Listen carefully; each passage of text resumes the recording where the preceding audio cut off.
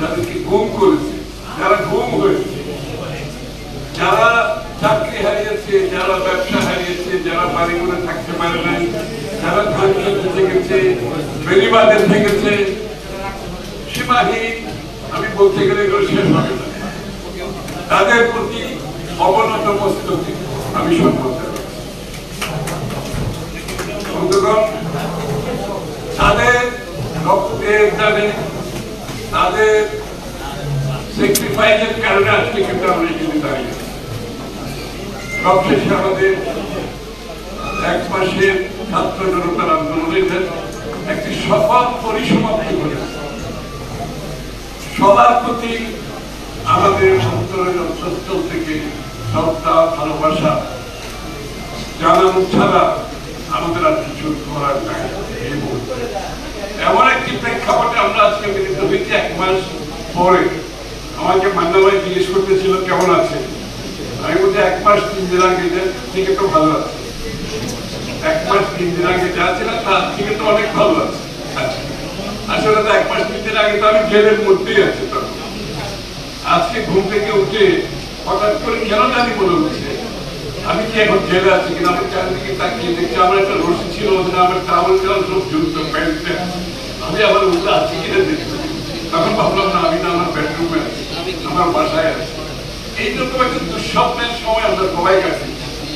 যার যার অবস্থান থেকে আমরা সবাই গত 15, 16, 17 বছর, আসলে তো এটা শুরু হয়েছে 17 বছর, এই 111 এর প্যাটার্নটা তার 15 বছর পরে এটা আরো অব্যাহত করেছে। আমাদের যে সাফারিং, এটা 17 বছরের সাফারিং। এইটা শুরু হয়েছে শেখ হাসিনা, এটাকে আরো উন্নত মানের নিয়ে গেছে। 111 এর যে কেস জুলুম, মমতা, শেখ হাসিনা সেটাকে অন্য লেভেলে নিয়ে গেছে। আজকে আমাদের যেটা করণীয়, যেটা এত স্যাক্রিফাইসের পরে আমরা আজকে স্বাধীন দেশ পেয়েছি, একটি মুক্ত দেশ পেয়েছি, একটি মুক্ত আবহাওয়ায় কথা বলতে পারছি, এবং কারো কোনো শঙ্কা নাই, সাংবাদিকদেরও শঙ্কা নাই, আমাদেরও কোনো শঙ্কা নাই, কারো কোনো শঙ্কা নাই। তো এটা যদি ধরে রাখতে হয়, এখন আমাদের বিষয়টা কি, আমরা কেন আলোচনা করি? এই যে মুক্ত বাংলাদেশ পেয়েছি, এটাকে তো আমাদের ধরে রাখতে হবে। এই যে নতুন বাংলাদেশ পেয়েছি, শেখ হাসিনা পলায়নের পরে বাংলাদেশের মানুষের মনোজগতে যে পরিবর্তন এসেছে, সেটা আমাদেরকে বুঝতে হবে। সেই মনোজগৎ কিন্তু আগের মনোজগতে নাই। এই মনোজগৎ হচ্ছে বাংলাদেশের মানুষ তার রাজনৈতিক, সাংবিধানিক, গণতান্ত্রিক অধিকার ফিরে পেতে চায় পরিপূর্ণভাবে। মাঝখানে কিছু থাকতে পারবে না, তাই কমা কিছু নাই, পরিপূর্ণভাবে বাংলাদেশের মানুষ মুক্ত অবস্থায় বাঁচতে চায়। বাংলাদেশের মানুষ রাজনৈতিকভাবে, সামাজিকভাবে, অর্থনৈতিকভাবে সকলের জন্য সমতল লেভেল প্লেইং ফিল্ড চায়। সকলে যাতে সমানভাবে অংশগ্রহণ করতে পারে। বাংলাদেশের জনসংখ্যার 65% বয়স হচ্ছে 35 বছরের নিচে। এটা হচ্ছে ডেমোগ্রাফি।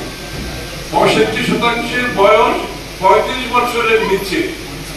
এই 35 বছরের নিচে যারা 65% আছে জনসংখ্যা, তারা কি ভাবছে, তাদের প্রত্যাশা কি, তাদের আকাঙ্ক্ষা কি, এটা আমরা যারা রাজনীতি করি আমাদের বুঝতে হবে।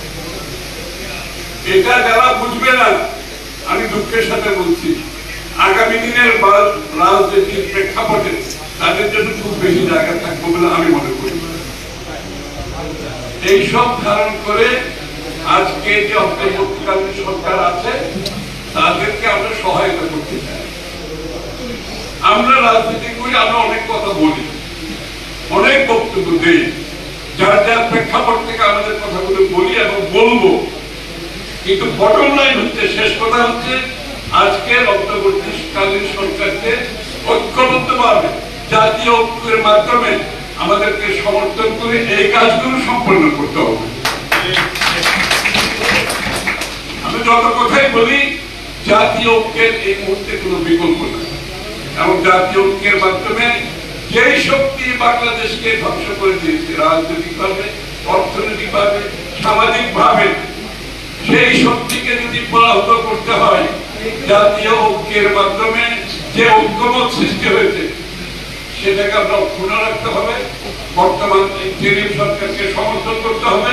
আবার আমাদের কথাগুলো আমরা বলতে থাকবো এবং আমরা আশা করি সবাই মিলে আমরা এগুলো সমাধান করে আগামী দিনে যে বাংলাদেশের মানুষকে তার মালিকানা ফিরিয়ে দেওয়ার যে ওয়াদা করেছিলাম গত 15 বছর ধরে মুক্তিটাই রাস্তায়, মৃত্যুর মধ্যে, গুম খুনের মধ্যে, জেলের মধ্যে, মিথ্যা মামলার মধ্যেও বলেছে, একটা কি বলেছি, বাংলাদেশের মানুষের মালিকানা ফিরিয়ে দিতে হবে।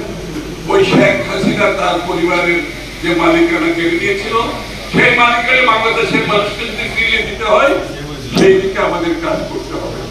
এটা হচ্ছে বটম লাইন। যারা বাংলাদেশের মালিক তারাই সিদ্ধান্ত নেবে বাংলাদেশ কিভাবে চলবে। আর আমরা যারা রাজনীতি করি আমরা তাদের কাছে কি বলবো, আমরা তাদের জন্য কি করতে চাই, আমরা কি পরিবর্তন চাই, আমরা তাদেরকে কি বলবো, তারাই সিদ্ধান্ত নেবে বাংলাদেশ কোন পথে চলবে। এর কোনো ব্যতিক্রম হওয়ার কোনো সুযোগ নাই। 250-টিরও বেশি ডিজাইন অপশন নিয়ে ওয়ালটন স্মার্ট ফ্রিজ, বোঝে আপনার প্রয়োজন।